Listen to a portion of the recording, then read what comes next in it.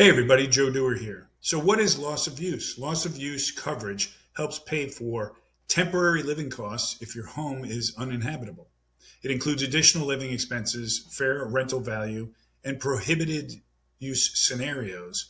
Covered expenses include hotels, rentals, meals, pet boarding, transportation, and moving costs. Limits are often a percentage of the dwelling or personal property coverage that you have, sometimes with time caps. Claims require prompt filing, receipts, and documentation of normal living expenses for reimbursement.